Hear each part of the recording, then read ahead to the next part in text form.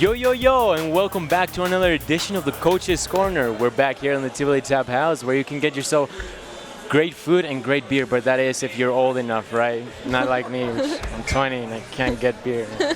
Not yet. Not yet. We're here. But I'm your host, Hector Cervantes, joined by Brenda Vazquez. Brenda, how you doing? I'm great. How are you doing? Great. Did you see El Clásico this yesterday, right? Yeah. Yeah, Sunday, did you? Yes, I did. We won 2-0, so it was good. It was nice seeing Cristiano Ronaldo right there just sitting watching the game. Right. I heard that he went to the, in halftime, he went into the players' locker room, and he actually was like motivating them. Like, come on, man, you can do this. I think he was the reason why we won. Yeah, probably, you know what I'm saying? But, well, what can we do? Yeah. But anyhow, who do we have on the show today? So we were going to have Coach Bahl, but instead we're having a sub who is assistant coach John Bynum. And he's going to give us his thoughts on the season, and he's also going to talk about the 2000 championship he was in and who celebrated this past season. Mm-hmm. And then we're sticking with men's hoop, and we're also going to talk to Demetrius Jackson about his sophomore season and what's next for the program.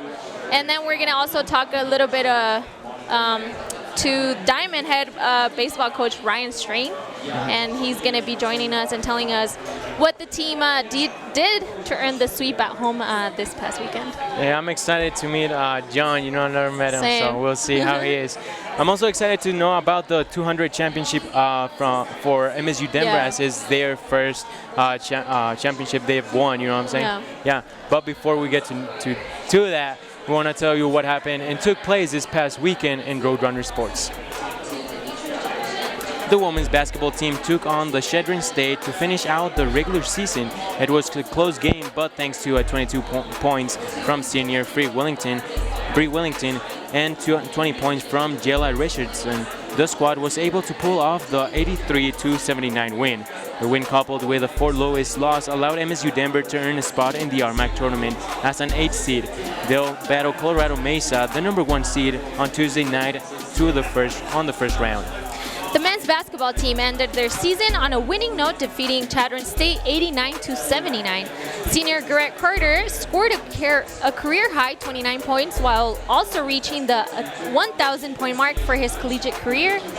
Maris Colton added 15 points, while Mitch Lombard also chipped in 15 points and 7 assists as well. The Roadrunners say goodbye to 6 seniors, and we'll have Coach Bynum with us here momentarily to talk about those guys.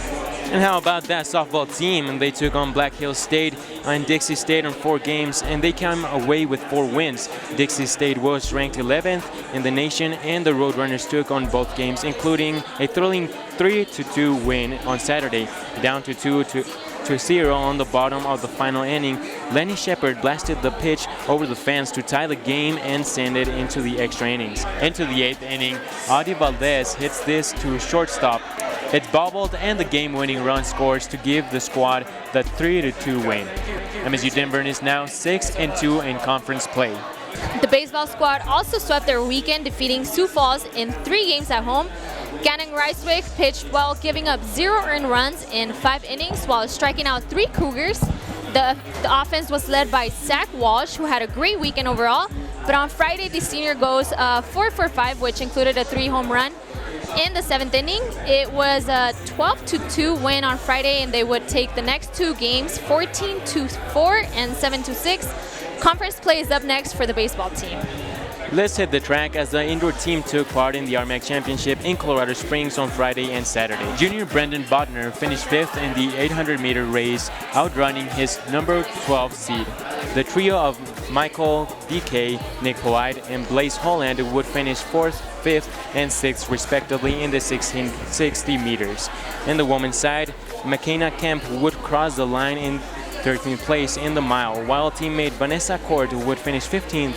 You can find the rest of the results at roadrunnersathletics.com. One last note, our men's tennis team would fall 4-3 to Montana State on Friday. Number 1 and number 2 doubles would earn victories, while Mateo Besada and Daniel Laurente earned wins in singles place. play, the women would come away with the win over Texas A&M Kingsville. Again, number 1 and number 2 doubles picked up 2 wins, while Brooklyn Ross and Tabitha Porter earned wins in singles play. And now we welcome in assistant coach for our men's basketball team, John Bynum. Coach, how you doing? I'm doing well. Thank you very much for having me tonight. Yeah. First time we meet you. Yes. Yeah, is it your first time being here? Yes, it is. Yeah, how do you feel? Are you excited? Are you anxious? Or how does it feel? A little bit nervous, but yeah, I mean, I appreciate you guys having me, and yeah. Yeah, of course. Exactly. So, well, we're glad to have you here. So you just finished your first season as an assistant coach here in the men's team. How do you think it went for you, and what duties does Bahl have for you in this program? As far as how it went, I mean, it was exciting to come back to my alma mater. Very excited to be back and be part of the culture. As far as my duties with Coach Bahl, everyday duties, just, study hall, picking up the guys, and, just handling all the stuff to make their job easier. Of course. So this is a fun question. We usually ask the players how Coach Bahl is. You know what I mean? So from your perspective, how is Coach Bahl? Oh, Coach Bahl, he's great. I mean, he's very intense. Obviously, I mean, he wants what's best for the guys and really cares about this the Metro State program, or MSU Denver program. But most of all, I mean, he's just competitive. I mean, he wants what's best for everybody, and that's just qualities. And I mean, off the court, he's a great friend, and truly a great leader among young men in this program. So while this is your first season as a coach here at MSU Denver, it is not your first time though with the Roadrunners and the men's basketball program. You were also a player, right? Yes, I was. So can you tell us how it was for you when you played for the Roadrunners? Oh, it was an amazing experience. Coming from a junior college in California and coming out to Denver for the first time. Besides the weather, I had to adapt to that, but on the court, it was just an amazing experience. We won a lot. I mean, there's not a lot of people that can say that they played in 2 national championships in 2 years, and to go off as a champion, that's a great feeling, and not a lot of people can say. When did you play for? I was here in 1998 and 99, and then 99 and 2000 was my senior year. Cool. So when you were on the 2000 national championship team, what was that season like for you? I mean, to start off, we were preseason number 1, and I mean, we just expected to be back in the championship game. It went by so fast. I only remember 2 games really. Obviously, the national championship game that we won, and actually the first game. I mean, we came out preseason number 1, like I said, and we lost our first 2 games of the year. Yeah. So I guess we came out a little arrogant, but at the same time, we overcame a lot and were able to come out at the top at the end of the season. Good. Now I'm curious, how did you get into basketball? Oh, man. Well, actually, I just wanted to be different than my brother and my dad. They were football players, and, growing up, I was always the skinny one. My dad and my brother are a little bit more stocky, and I got out on the football field one time. I got hit really bad, and after that, I knew I wanted to play basketball. Oh, sick. And I bet you liked it, right? Oh, I love basketball. There's not a better sport in my personal opinion, and just gravitated towards it, and, it's led me to a lot of places. I got to see a lot of places over in Europe as well, too, and, I'm back to give back to, young men as well, too. Well, that's awesome. Well, now let's get back on track. Because we have the script and we have to follow it. Absolutely. Right. So take it. Listen to this. So the program celebrated the 2000 championship this past weekend, which bring in quite a few players. Yep. And one of them was Coach Mike Donald. Yep. Is that correct? Yep. How cool was it to see them? Oh, I mean, anytime that you bring back, guys from the past, I mean, we shared a lot of memories, a lot of good times, a lot of bad times as well, too, but they're like brothers to me. And, anytime we get together, it's always an experience, and it was just great to see those guys and, talk about the times that we had in the past as well, too. And can you tell us how cool it was to see your team wearing the old jerseys? Oh, that was great. It brought back a lot of memories. I know the guys who are currently on the team took pride in that and, wanted to represent our program, to the best of their ability. Of course. And, that's what it's all about, seeing all the guys and, all the new guys part of the family. And, it's just family and as far as everything goes in this program. So you got a player under legendary head coach Mike Donald. Tell us what was it like have you get up at 5:45 in the morning, you know what I'm saying, and then go to practice.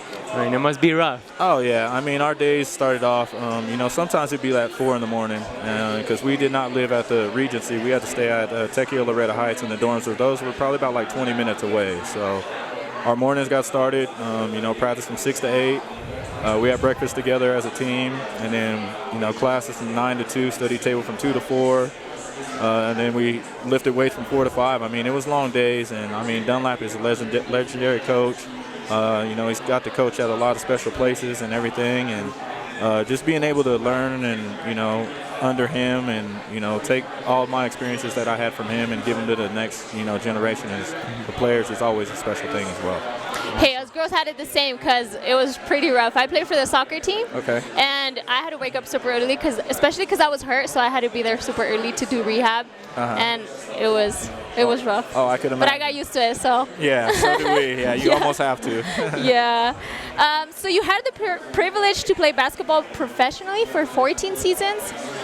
Where did you play, and what was that experience like? Can you tell us? Yeah, I mean, I played 9 years in Germany. I also played a season in Norway, Cyprus, and also in England as well, too. But my experience in Germany, I mean, I loved it. Obviously, I stayed there 9 years, but I got to see a lot of places from, Cologne to Frankfurt to Berlin, and got to see a lot of countries over there, and I wouldn't trade the experience for anything. At the end of the day, I got to, play basketball and play a game and get to see the world and get paid to do it. So there's no better experience than that. How did you get adapt to like all those languages? Because it might have been hard. It was hard. I was speaking sign language with my fingers for about the first 4 years of pointing at different meals and everything. But eventually, I was able to pick up on the language and speak it a little bit and understand a lot. So it got easier as the transition and everything. But in the places where I stayed 1 year, luckily it was in England where they spoke English, obviously. And then as far as, Cyprus and Norway, that was an experience. But, yeah, overall it was a great experience. Yeah, great. Well, perhaps you can teach us German or any other language. Absolutely. That'll be helpful. Well, Coach, we want to thank you so much for being with us. Absolutely. Thank you guys for having me. Yeah, of course. Yep. Now, we're going to head into a break, but before we do that, we want to bring you the tweet of the week. It comes from our interim athletic director, John Kitzman, who celebrated all of his team's wins this past weekend with tennis, baseball, softball, men's and women's basketball, and indoor track and field. There were plenty of success going around, and it was so much fun to see. We got to step aside, but stay tuned. This is the Coach's Corner. How do you imagine your college experience? 4 years in front of a whiteboard before you start your real life? Not me. I want a school in the heart of the city that is the heart of the city. I want a campus that looks like the real world and hustles like the real world, where I can learn with my hands, my head, and my heart. Where students take to the sky, flying circles around the competition, and finding direct paths right here on campus to space-related careers. Where entrepreneurs have license to innovate, to brew up new ideas in hospitality. I want a school where the only limits are what I can dream, where classes lead to careers and opportunity, where cyber warriors train, tomorrow's teachers grow, poets, painters, and performers learn to feed their souls and their families. I want to study with professors that care more about me than their next book, who are leaders in their fields and industry icons, but whose greatest expertise is sharing that expertise with me. I want a university that sees me, knows me, that looks beyond my grades, my past, and sees what is possible. Hi, I'm Javier Vega, and I'm a senior on the baseball team. The 2-2 pitch from Vega, swing and a miss, strike three, high heat. And you're watching the Coach's Corner. Get rowdy. Welcome back, and before we talk with Coach Strain, we want to tell you about an epic giveaway, or getaway actually, that's sponsored by the Tivoli Tap House. Have you ever envisioned yourself staying at the Ritz-Carlton Bachelor's Gulch in Beaver Creek?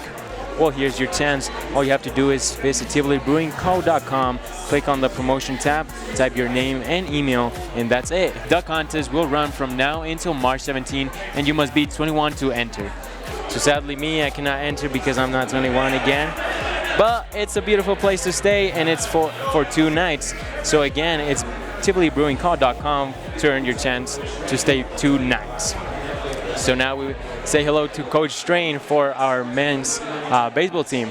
Coach, how you doing? Good, how are you guys? Good. Doing great. Do I get to enter? It was a nice day. Yeah, of course, Huh? actually. Oh, yeah. Yeah. I can enter? Anybody. Absolutely. Have you entered?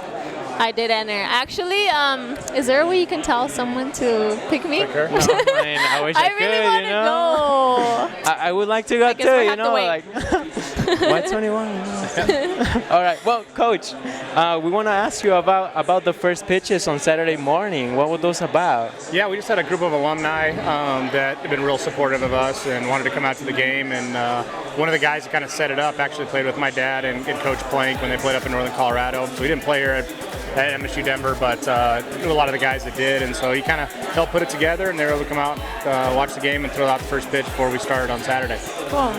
So it was a tough weekend in Oklahoma the previous weekend. How was practice heading into this past weekend? Zach Walsh told us that it was hard and long sessions.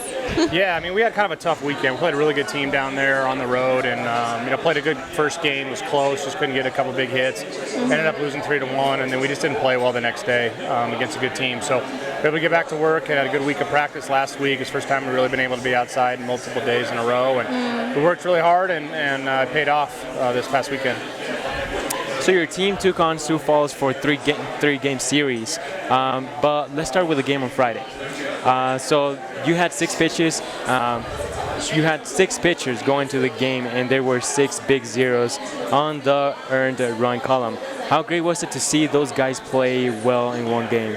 Yeah, I mean, we're only going to go as far as our pitchers take us. I mean, that's pretty much anywhere in the league. If you got good pitching, you got a chance. And we've had good pitching a majority of the time. We've kind of been up and down here a little bit lately, but it was good to see those guys come in and pitch well. We got several guys, like you mentioned, the opportunity this weekend to throw, and hopefully continue to build on that. We got a couple other guys that haven't thrown a whole lot that were a little bit banged up that are now healthy, and hopefully we keep stretching them out, and they can be a big part of where we go the rest of the way.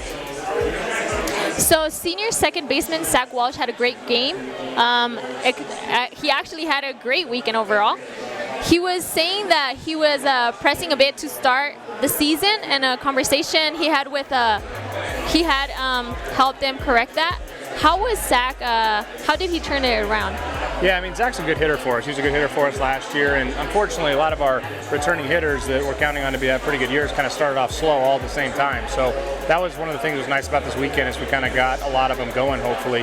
And Zach was one of those guys, and we just kind of talked to him about calming himself down, slowing his swing down. He's a little bit over swinging, trying to do too much every at bat, and he kind of got back to hitting within himself, and he had a really good weekend. I mean, pretty much every at bat he had, except for maybe 1 or 2 over the 3 games, was really good. It was positive. He hit some balls hard. Obviously had some really big hits for us in key situations. So it was good to get him going because, we're going to need him down the stretch for sure. Yeah. So it was a 12-2 game on one with those 2 runs being unearned into Saturday with the Cougars. Actually, I'm sorry. And the Cougars actually took a 2-0 lead, but a big 3rd inning saw your boys score 8 runs. When your confidence is clicking, is this how you envisioned it? Is this how you envisioned it?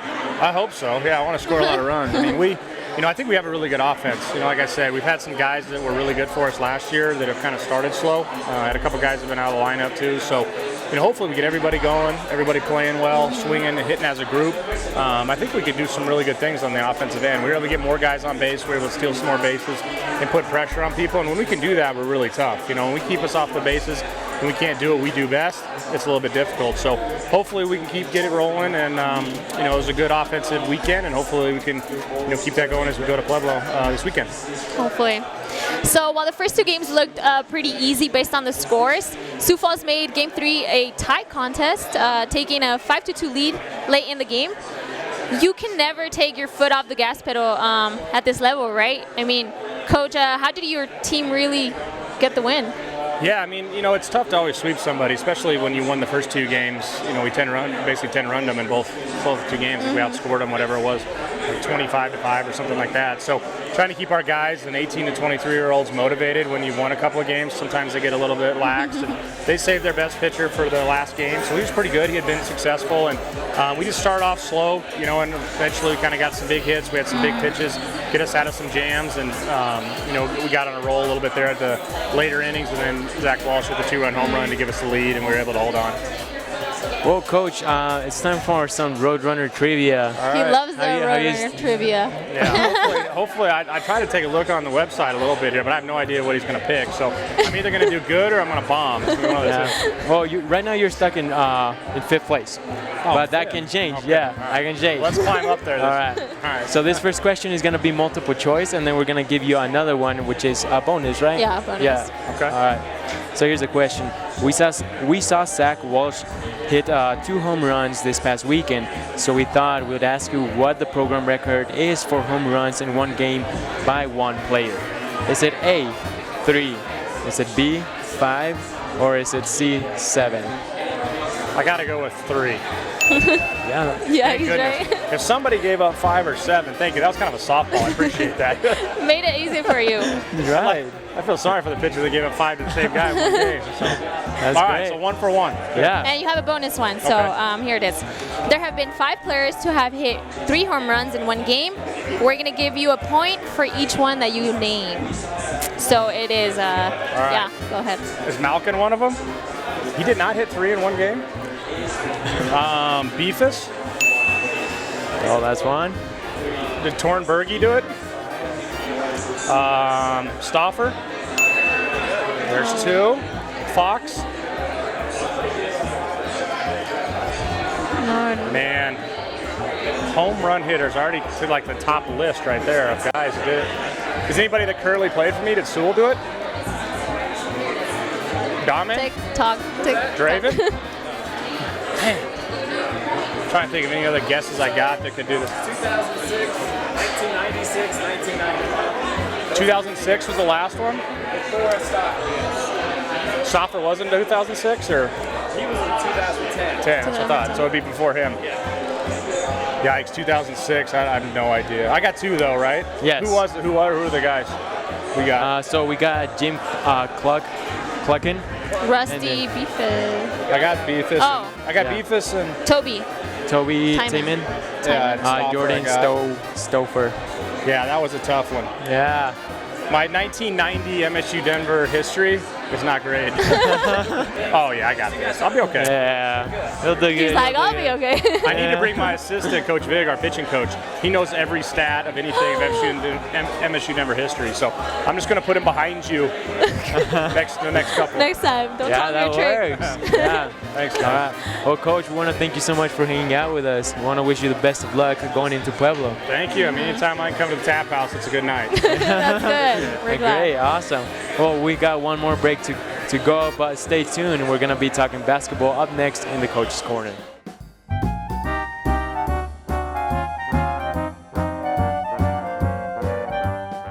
Family-owned Argonaut Wine and Liquor is Colorado's largest superstore. A fixture of Denver for over 45 years, Argonaut has always been the go-to place for liquor, wine, and beer. Whatever you need for that special occasion, big party, or quiet night, Argonaut has it. It's one-stop shopping for all of your beverage needs. We have over 40,000 square feet of space and more than 15,000 items. That's the largest selection in town at the best prices. Plus, we deliver, and parking is free. Join our preferred shopper program to save even more. ArgonautLiquor.com, your liquor superstore for every occasion. Hey, Bree Wellington, senior from women's basketball. Down the floor, Wellington, all alone, got it. And you're watching Coach's Corner. Get rowdy. Welcome back, and now we have Demetrius Jackson from our men's basketball team. Demetrius, how you doing? Good. How are you guys? How are you? Pretty good. Good. So it was a nice day today, so that always makes it good. Yeah, it was a pretty good day. Pretty good day, yeah. Good, awesome. Well, you come from California, is that right? Yeah. I'm How from did you Orange ended up County. in Metro? Going ended my junior year in high school. I was playing club basketball, and Coach Bahl and a previous coach who were here had reached out to me about Metro, so they had just been recruiting me all summer. And going into my senior once school started, I just decided Denver seemed nice, and I like the program, and I like everyone here. And So I made the decision to come out here and play basketball here. You made a good one. Yeah. So we know you miss your family and your friends in California. What else do you miss out? Is it In-N-Out burger, or do you miss the beach? What do you miss? That's actually so funny because I think besides my family and friends, I think In-N-Out would actually be one of the top. Yeah. I mean, my friends, I do miss them, but I mean, I talk to them all the time. Yeah. The beach is nice. The warmer weather, personally. Oh. I'm more of a warm weather guy. Yeah. I'm like always in sweatpants and a sweatshirt here. Here, yeah. Yeah. I know, this weather is crazy. So I've never tried In-N-Out, but I hear it's really good. It is. Do you agree? Oh, I agree, of course. As soon as I go home, the first thing I do every time is go to In-N-Out. Same. When I go for soccer, that's the first place I go. Every time. You have to go. Invite me next time, bro. All right. All right, yeah. All right, sounds good. All right, so it says you're studying business management. Is that correct? Yes. What are you planning on doing with that? Personally, actually, I might change my major. I was thinking about that. But with it, I plan on just going into business. You know, I haven't really thought too much about it. I just knew I wanted to do business. And I don't know exactly what I'm going to do yet. But, I mean, after college, I have a few years left. So after college, I'm sure I'll figure it out and do something good with it. Yeah. I ended up switching like a couple times. Maybe 4 times, so. Oh, my God. You're good. Do you think you'd be a good salesman? Oh, actually, yes. Yeah? Yes, a very good salesman. So we actually had the other day, not the other day, like a couple months ago, someone trying to sell us a pen. You think you can sell us a pen? Or a selling highlighter? us this pen right here. All right. Do you guys write every day? Like in class? Yeah, when you're a lot. Coming up with a script, anything, do you guys write? Definitely. Yeah, so this pen right here, this pen enhances your writing to the max by... if it writes by itself, I'll buy it. No, it doesn't even write by itself. But you know how when you're writing, sometimes your arm cramps a little bit, like in your wrist? But with this pen, the way it's made and the dynamics of the pen, it actually relieves the stress off your wrist. Oh. So all that like carpal tunnel, whatever you could get from writing, you won't get with this pen. So sold. I'll buy it. Yeah, I've seen studies on that, bro. like you start writing and then all of a sudden you have like 3 pages and like, wow, bro. And you're like, wow, this pen didn't even affect my wrist. I'm like, wow, this is so good. I'll really buy I'll get it. Definitely. So you have a couple siblings. You have 2 brothers and a sister. Yeah. Are they also like in athletics, or are there any funny like stories about playing hoops with them growing up or anything like that? Oh yeah, I mean, all right. So I have a brother that plays football at Western Oregon, and then my other brother played basketball at Cal State East Bay. It's a Division II out in California. And when we were younger, we all kind of played football, but they're way older than me, like 9 years and 7 years. So they used to put like this little football helmet on and stuff on me. And they would, I used to think it was fun for some reason. And we had like a hallway in my house, and they'd be like just tackling me and doing all types of stuff. And I was like 5, and they were like 13. They were taking advantage of you. Oh yeah, but my I mean, gosh. it was fun. All out of love. Made me tougher. So. Aw, Yeah. tough love. Yeah. Well, that's a good kind of love, you know what I'm saying? Yeah. You know they love you. Yeah, you know they love you. Yeah. Just big brothers being big brothers. Yeah. So how exactly did you get into basketball then? Oh, my dad played college basketball. My oldest brother played college basketball. My brother played football. So it was kind of just like a choice. Like, it's kind of what I've always done ever since I was young. Like, since I was 3, I've always played on some sort of team. So, I mean, I was good at it, and I just kind of ran with it and got better and better, and eventually I knew it could take me to college, yeah. So I was like, let me do it to get my degree. Right? Why not? So can you give us your quick thoughts on Coach Bahl? What is he like out there in a court during a game? During the games, Coach Bahl, I mean, he's not like any other coach, but I think he's a special kind of coach because he does have me and him do have like a sort of connection just because he was one of the first people that recruited me, and he does care a lot about us as people. And I think that's nice. A lot of coaches won't take the time to talk to you and things like that. But with him, we've been able to have a lot of talks, and he's actually helped me grow a lot as a man because me being the youngest in my family, I've kind of just been led. Like in a way, but coming here, it was my first time being on my own, and he was someone that did help me being able to grow into a man, and just Being a leader. Being a leader and teaching me new things. And I mean, I think he's a great person. And on the court, I think he also does give me advice because, you know, sometimes I can get like in my own head, but he always instills some sort of confidence in me to tell me like, yo, you're here for a reason. Yeah. Do your job and it's all gonna work out and just don't stress. Like we got it. He's with me. So that's always nice. Good. That's good. Cool. I like those coaches. Yeah. So heading into the off season, were you all prepared for your junior season? What are some things you're going to work on to be ready for the 2020-2021? Well, this year, I mean, I didn't have my best year particularly, so I feel as if I had to, I really should work on my handle, my jump shot. I kind of took a dip this year, but I mean, it happens. It's the game of basketball. Some years aren't going to be your best, so I think this summer I'm just going to go home, focus on my handle, focus on my jump shot. You know, just really work on my craft and just get better 100% all around. I don't think there's one thing I need to particularly focus on. I think it's like all aspects of the game and becoming a better leader since I'm going to be upperclassman and it's kind of my time to like speak up. Yeah. So. Well, good luck. Thank you. Yeah, best of luck, bro. Appreciate you guys. We want to wish you the best of luck going forward, and I'm still gonna wait on that invite for it. For sure. Yeah. All right. Well, thank you so much, bro. Yeah, of course. Appreciate you guys. All right. So before we wrap up the coaches' corner, we want to tell you what's happening this week in the athletics department. The golf team has already started its spring season competing in the Team Tierney Pioneer Shootout in Marsh Warmer, California. They finished the day one today and will compete the tournament tomorrow. So great luck to Coach Ferguson and her squad. While golf is just starting, the women's basketball team is heading to the playoffs, taking on Colorado Mesa on Tuesday night. They'll head to Grand Junction and take on the #1 seed in the tournament. So visit roadrunnersathletics.com to find the video links so you can cheer on Coach Have and her squad. The baseball and softball teams will be on the road this weekend. The baseball team will head to Pueblo to start up conference play. They'll play a 4-game set with the Thunderwolves, which starts up on Friday at 6 p.m. The softball team will be a little closer to home. In fact, they're going to travel just 5 miles to Regis University to take on the Rangers and New Mexico Highlands for the pod play. The weekend will get started on Saturday at 11 a.m. Our tennis team will be in the road for pretty much the entire week, battling many foes in Wichita Falls, Texas. The men's first match on the road will place them against Midwestern State on Thursday afternoon at 3 p.m. Mountain Time. The women will also take on the Mustangs at 3 p.m. on Thursday.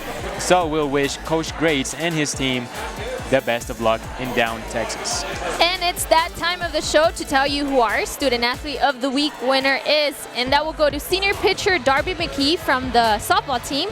The California native was stellar, earning 2 wins over 11th ranked Dixie State. She gave up 5 earned runs in 14 innings of work, struck out 6 batters, and even had a huge double that would eventually be the winning run in Friday's win.